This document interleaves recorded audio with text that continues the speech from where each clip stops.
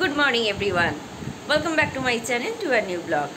আজকে শনিবার সকাল, এখন প্রায় ধরুন 7টাই বাজে। এতদিনের ডিক্লারেশন অনেকেই জেনে গেছেন যে নেক্সট উইক থেকে স্কুলগুলো সমস্ত ছুটি পড়ে যাচ্ছে এই প্রচণ্ড গরমের জন্য। তাই আপাতত আজকেই হচ্ছে লাস্ট স্কুল। এই কারণে স্কুলে যে এক্সামটা চলার কথা ছিল সোমবার থেকে, সেই এক্সামটা এখন নিয়ে নেওয়া হচ্ছে। কালকেও হয়েছে বেশ কয়েকটা পেপার, আজকেও কমপ্লিট হয়ে যাবে। তারপর আপাতত কিছুটা সময়ের জন্য বাড়িতে রেস্ট। যদিও সকালের দিকটা ওই 2-3 ঘন্টার জন্য বেরিয়ে খুব যে একটা আফসোস হয় সেটা একেবারেই নয়, কিন্তু আবার ফাইন্ড আউট করতে হবে কী কারণে নিজেকে বিজি রাখা যায়, নইলে এই সময়টা তো ঘুমিয়েই কাটিয়ে দেওয়া হয়।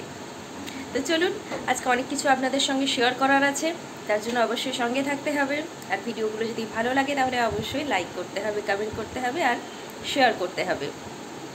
আর যারা যারা এখনও চ্যানেলটা দেখছেন কিন্তু সাবস্ক্রাইব করেননি, তাদের কাছে বিশেষভাবে অনুরোধ রইল চ্যানেলটা সাবস্ক্রাইব করে ভিডিওগুলো দেখবার জন্য। আজকে একদম ঠিকঠাক টাইমে আমি রেডি হয়ে গেছি। 7:15, জাস্ট 10 মিনিটস লাগবে পৌঁছাতে। 7:30-তে একদম ইন হয়ে যাব। চলুন, আজকে আবার এখানে মন্দিরে পুজো আছে, সবটা এসে আপনাদের সঙ্গে আমি শেয়ার করবো। এখনকার জন্য বাই। এটা ক্লাস 3। এই ক্লাসটা আমার বড্ড পছন্দের। এরা খুব সুন্দরভাবে আমার সঙ্গে ইন্টারঅ্যাক্ট করে। আজকে ওদের ইংলিশ পরীক্ষা আছে, ওদের পেপারটা আবার আমি সেট করেছি ফর দ্য ফার্স্ট টাইম। সেই কারণেই প্রচণ্ড এক্সাইটেড আমি।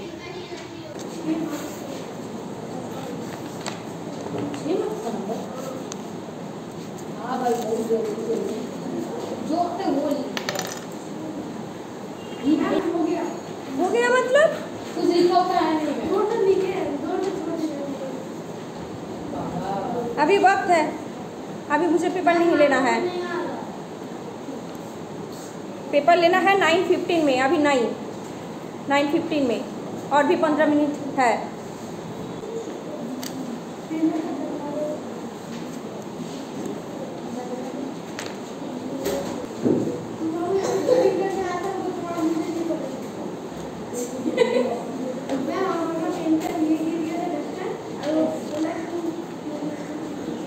पेपर में ध्यान दो।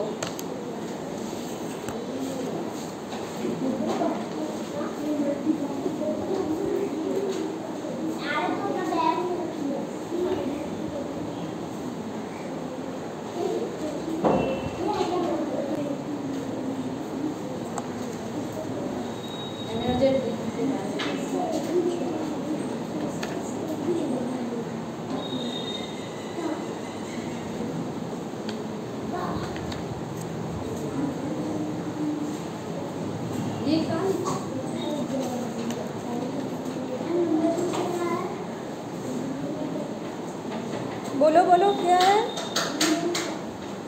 कौन आ रही हो? रुको।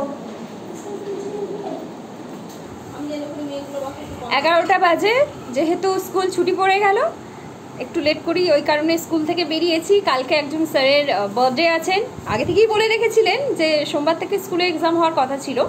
ওই কারণে আজকে আমাদেরকে খাইয়ে দেবেন ব্রেকফাস্ট। তো যেহেতু স্কুল ছুটি পড়ে যাচ্ছে, বাচ্চাদেরকেও উনি চকলেট দিলেন আই থিঙ্ক, আমি যা দেখলাম ভীষণ ভালো লেগেছে ওনার, মানে বাচ্চাদের জন্য যে উনি ভেবেছেন। তো আজকে কচুরি, জিলিপি, তরকারি। আমার মনে হয় সুজিটা স্যার বাড়ি থেকে নিয়ে এসেছেন, এবং লাস্টে আবার মুখশুদ্ধি হিসাবে জোয়ান দিয়েছেন। এটা স্যারই পারেন। আজ কিন্তু সত্যি আমার খিদে পেয়েছে, সত্যি খিদে পেয়েছে আজকে আমার। স্কুল দেখি আমার খিদেটা পেয়েছিল, কিন্তু বেরোনোর সময় হয়ে গিয়েছিল। আর এরকম পরিপাটি করে বসে ওখানে খাওয়া যেত না বলে খাবারটা খাইনি, নিয়ে চলে এসেছি।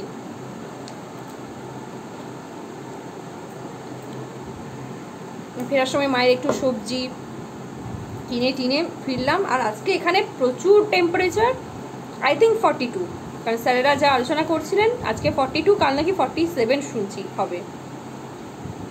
যাক, আজও বেরোনোর নেই, কালও বেরোনোর নেই। সবাইকে রিকোয়েস্ট করছি বেশি করে জল খাবেন, শরবত, নুন চিনির হোক বা দইয়ের ঘোল হোক, বা আম পোড়ার শরবত, যার কাছে যেটা অ্যাভেলেবেল আছে একটু বেশি করে খাবেন। এই সময়টা জলটা বেশি খাওয়া ভীষণভাবে দরকার, কারণ আমি যতটা জল খাচ্ছি আমি দেখছি যে আমার আউটপুটে জল ততটা বেরোচ্ছে না, মানে এত। আর বিকেলের দিকে দেখছি গলা শুকিয়ে যাচ্ছে সারাদিন এত জল খাওয়ার পরে।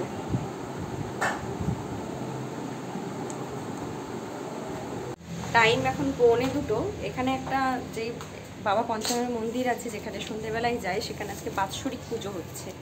মন্ত্রপাঠের আওয়াজ পাওয়া যাচ্ছে আমাদের ব্যালকনি থেকে।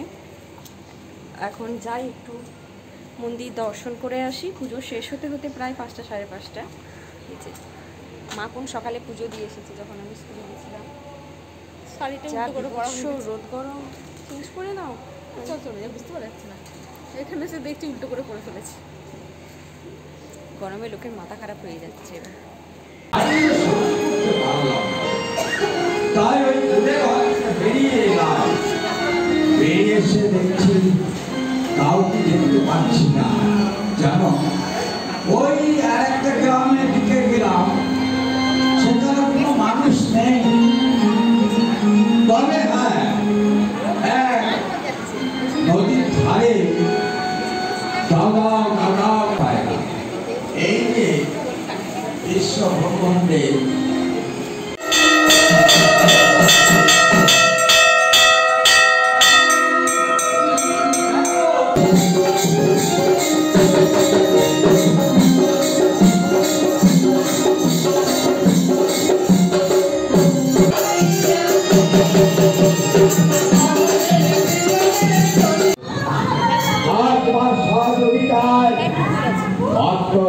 যে অভাব ছিল সেই অভাব হতে আর একমাত্র তোমারই কারণ।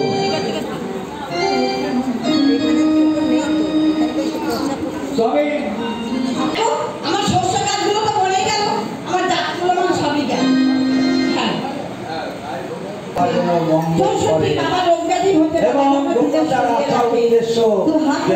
4টে বাজে, জাস্ট মন্দির থেকে ফিরেছি ওই ধরুন মিনিট 15 আগে। মাও সকাল থেকে না খেয়েছিল, ওটস আর দই খেয়েছে জাস্ট, কারণ পুজো এখনও শেষ হয়নি।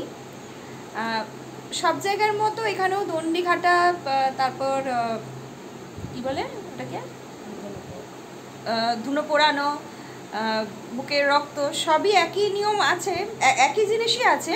তবে প্রথমের দুটোর ক্ষেত্রে নিয়মটা একটু কলকাতায় অন্যরকম দেখলাম। আমার দেখা অভ্যেস একমাত্র আমার দেশবাড়িতে ধর্মরাজের ওখানেই, কিন্তু এখানে দেখলাম একটু দণ্ডি-ঘাটার নিয়মটা একটু আলাদা, বা ধুনা পোড়ানোর নিয়মটাও একটু আলাদা। এত বছর এখানে আছি ঠিকই, তবে কখনো আগে যাইনি, এরকম দুপুরের টাইমে কখনোই যাওয়া হয়নি। সকালে হয়তো মা পুজো দিতে গেলে কখনো গেছি, বা আমার ভাড়া বাড়ি থেকে বিয়ের পরেও এসেছি, জাস্ট পুজোটুকু দেখে চলে এসেছি। এই দুপুর অবধি কখনো থাকা হয়নি। তো বেশ ভালোই লাগলো নিয়মগুলো দেখে। আর আমি কাল থেকে মাকে বলে রেখেছিলাম আমি ভেজা ভাত খাবো, তাই রাতের ভাত মা একদম জল দিয়ে ভিজিয়ে রেখে দিয়েছিল, তো সেই ভাতটাই মা দিয়েছে। আর কি আছে দেখিনি। আইটেমগুলো খুব একটা খারাপ নেই, এখানে আছে আলু পোস্ত, আর আজকে শুধু আলু আর আলু, একদম লাল শুকনো লঙ্কা ভেজে এটা মাখা, আর পান্তা। গরমে পান্তা খাওয়াটাই বেস্ট। এমনিতেই আমার বেশ ভালো ঘুম পেয়েছে, তারপর এই পান্তা খাবার পরে আজ আর উঠবই না। একটা বাংলাদেশি নাটক দেখছিলাম, দেখতে দেখতে কাল শুতে আমার রাত্রি 2টো বেজে গেছে। তাও অসুবিধে আজকে খুব একটা হবে না জানতাম, যেহেতু জানি আজকের পর কাল রোববার এমনিতেই স্কুল ছুটি, অ্যান্ড এরপর থেকে তো টানা একটা ছুটিই আছে, গরমের ছুটি যেহেতু স্কুলে পড়ে গেছে। তাই ভাবলাম যে সেই আনন্দে বাংলাদেশের একটা নাটক দেখতে শুরু করেছিলাম, দেখতে দেখতে দেখলাম রাত্রি 2টো বেজে গেছে। রাত্রি 11:15 বাজে এখন। আই এম ভেরি সরি, আমি ভুলে গিয়েছিলাম যে আজকে আমি সারাদিন ব্লগ শ্যুট করছি। বন্ধ করে দিয়েছি, চিমনিটা চলছে শুধু, মানে হঠাৎ করে এখন মা ডিনার করছে, আমি মাকে বললাম যে মা আজ তো আমি ব্লগ শ্যুট করছিলাম না, সেই মন্দিরের পর এসে আমি লাঞ্চ করেছি, তারপর তো আর ব্লগে কিছু দেওয়া হয়নি। দেখুন আমার দুটো বিউটি স্পট হয়েছে। এই গরমে বিউটি স্পট ঠিক কতজনের হচ্ছে বলবেন তো? কি করা যায় বলুন তো আগে, সব থেকে আগে মানে আমি না থামাতে পারছি না, কোনোদিন এখানে কোনোদিন এখানে, কোনোদিন কপালে এরকম শিং বেরিয়ে গেছে। এত কিছু মেনটেন করতে জানি না, অল্প কিছু জানি সেইটুকুই করার চেষ্টা করি। বাট আমাকে প্লিজ কমেন্ট করে জানাবেন, আমার ব্লগ অনেক মানুষ দেখেন, বিশেষ করে মহিলারা, একটু কমেন্ট করে জানাবেন যাতে এই সব জিনিসগুলো একটু কম হয়। যাকে মা বলছে আপনারা কেউ কমেন্ট কেন করছেন না, আমার থেকে আগে আমার মা কমেন্টগুলো পড়ে। মনিদি তোমার কমেন্টের জন্য মানে মা ইগারলি ওয়েট করে যে কখন তুমি কমেন্ট করবে। তোমার এই মোটিভেটিং কমেন্টগুলো আমাকে তো ইন্সপায়ার করে, আর মাকেও। মা যে তোমার সম্বন্ধে কত কত পজিটিভ কথা বলতে থাকে, তোমার সঙ্গে যখন আমার মিট হবে তখন আমি শেয়ার করব। তারপরে একটু কসরত করি, কারণ মায়ের হাতের খেয়ে খেয়ে আমি বিয়ের আগেও প্রচুর মোটা হয়ে গিয়েছিলাম, এখনও আমি মোটা হওয়ার টেন্ডেন্সিতে চলে গেছি। তাই জিমে ভর্তি হওয়া তো সম্ভব নয়, টাকা পয়সার একটা ব্যাপার আছে। আর আমার যে জিমটা টার্গেট সেটা আমার বাড়ি থেকে অনেকটা দূরে, তাই সেটাতেও ভর্তি হওয়া আমার পক্ষে সম্ভব নয়। আর সেকেন্ড রিজন, ওই কারণে আমি একটু ফ্রি হ্যান্ড বাড়িতেই নিজে করি, ওই অতটুকুই। তারপরে স্যারের ফোন এসেছিলো, স্কুলের একজন স্যার, তার সাথে কথা বলতে বলতে কখন যে 10:30 বেজে গেছে আমি ভুলে গেছি, সে কারণে আর কন্টিনিউ করা হয়নি। জাস্ট একটু আপনাদের সাথে কনভারসেশন করে নিলাম। আশা করছি প্রত্যেকেই ভালো আছেন। গরম বাড়ছে। একজন দেখলাম মোস্ট প্রবলি দুর্গাপুর থেকে পোস্ট করেছে, আমি হোয়াটসঅ্যাপ স্ট্যাটাসে দেখলাম 46, কালকে নাকি 47 হতে পারে। সবাই সাবধানে থাকবেন, 50-র দিকে যাবে, আরও কত জিনিস হবে জানি না, আর কি পরিবর্তন দেখার আছে।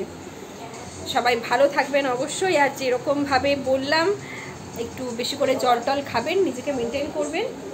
আর কি বলছো? আমার দাদা তো গুজরাটে আছে, আর গুজরাটে তো আরও বেশি, মানে ওখানকার গরম তো বলারই নেই। যখন আমরা গুজরাটে বেড়াতে গেছি লাস্ট টাইম না, 2016-এ যখন বেড়াতে গেছিলাম, যে গরম দেখে এসেছিলাম, তখন জামনগরে দাদা থাকতো। ও মাই গড, উফ গরম ওখানে, মানে পুরো মাটিগুলো ফুটি ফাটা, মানে চোখের সামনে দেখছি, মানে গাছগুলো মানে শীর্ণকায় হয়ে দাঁড়িয়ে আছে, কোনো পাতা নেই, মানে খুব প্যাথেটিক দেখে এসেছিলাম।